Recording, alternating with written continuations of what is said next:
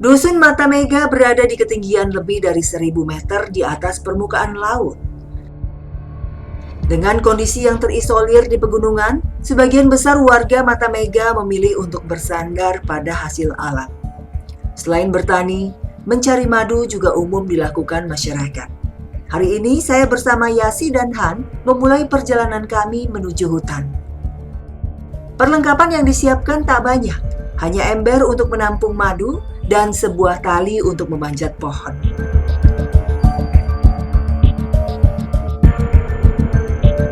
Lokasi hutan madu jaraknya jauh dari pemukiman. Rute jalan seperti inilah yang harus kami lalui. Dari jembatan bambu yang nyaris rapuh hingga jalur berbukit yang menanjak. Setelah berjalan selama hampir 1 jam, kami pun tiba di lokasi. Sementara saya dan Han mencari tanda-tanda keberadaan sarang lebah, Yasi mengumpulkan daun-daunan untuk nantinya dijadikan pelindung asap. Tak lama, Han menemukan sebuah sarang berukuran cukup besar di atas pohon setinggi 10 meter. Dan kini saatnya membuat bom asap. Caranya, daun-daun dikumpulkan menjadi satu. Sabut kelapa kering yang dibawa dari rumah diletakkan di bagian tengah daun. Daun pun digulung dan diikat menjadi satu gumpalan besar. Daun inilah yang nantinya akan dibakar Han saat memanjat pohon. Asap yang dikeluarkan bisa melindungi pencari madu dari sengatan lebah yang mengamuk. Setelah siap, Han pun mulai beraksi memanjat pohon. Sementara saya dan Yasi menunggu di bawah.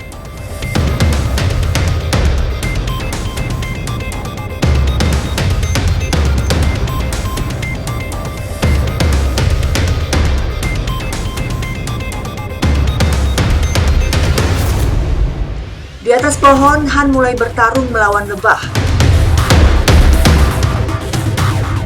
Meskipun secara fisik sarang lebah terlihat besar, namun ternyata belum ada kandungan madu di dalamnya.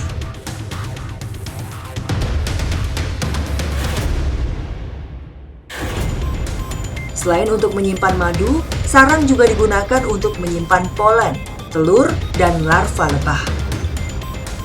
Setelah berhasil memotong sarang, akhirnya Han bisa turun dari pohon. Kami pun bergegas menjauh agar tidak dikejar kawanan lebah.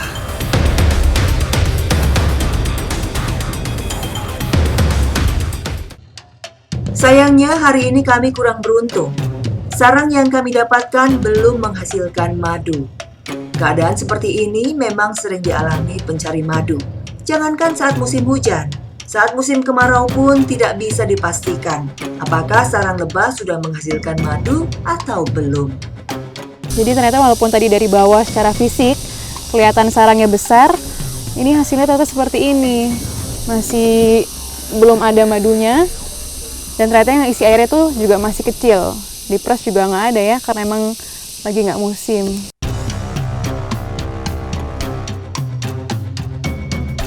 Meskipun pencarian madu hari ini gagal, sarang yang mengandung larva lebah tetap dibawa pulang. Nantinya bagian sarang bisa dimasak sebagai pengganti sayuran. Oke, jadi ternyata ini walaupun hasilnya nggak ada madu, yang bagian telurnya ini, bagian anaknya, ternyata suka dikonsumsi juga sama masyarakat. Kadang diolah jadi sayur ya Bang ya? Atau nggak bisa langsung dimakan kayak gini. Ini saya baru tahu. Saya cobain ya Bang ya? Aduh, ngeri.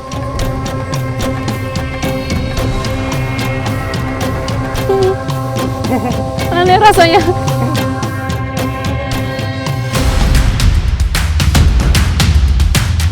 Selain mencari madu, warga Mata Mega juga memanfaatkan rotan sebagai mata pencarian mereka.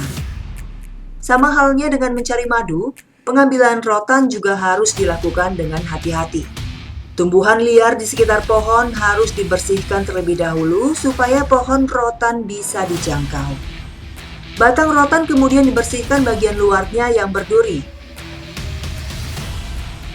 Panjang batang rotan bisa lebih dari 10 meter dengan diameter 2 hingga 5 cm. Batang rotan yang sudah bersih dari duri kemudian ditarik hingga terlepas dari akarnya.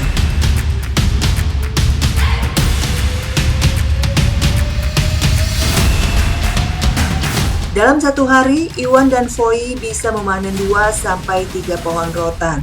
Pertumbuhan rotan yang cepat membuat Iwan dan Foi tak takut kehabisan stok rotan dalam hutan.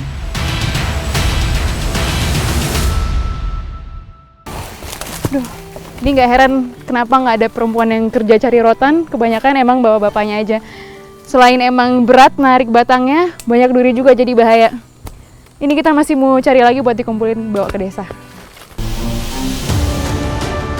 Setelah rotan sudah terkumpul cukup banyak, batang-batang rotan kemudian diikat menjadi satu. Rotan-rotan ini biasanya dibawa ke alas untuk dijual menjadi bahan baku berbagai macam kerajinan.